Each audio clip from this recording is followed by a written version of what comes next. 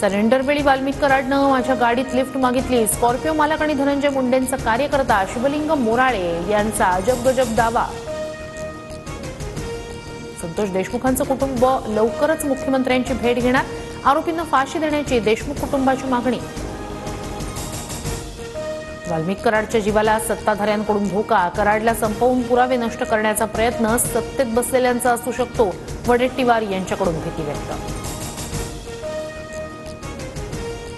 धनंजय मुंडे आणि पंकजा मुंडे यांनी मंत्रिपदाचा त्याग करावा। गजानन कीर्तीकर यांची प्रतिक्रिया। शिवसेनेकडून पहिल्यांदाच मुंडे भाऊ बहिणीच्या राजीनाम्याची मागणी।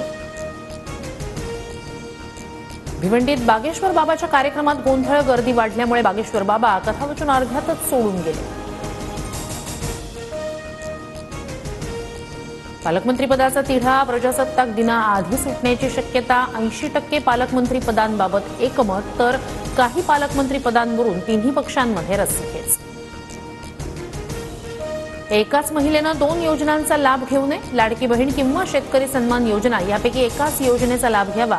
माणिकराव कोकाटे यांचं आवाहन। प्रयागराजमध्ये 13 जानेवारी ते 26 फेब्रुवारी महाकुंभमेळा। कोट्यवधी भक्त पवित्र स्नान करणार। 1.5 लाखांपेक्षा अधिक तंबूंची उभारणी।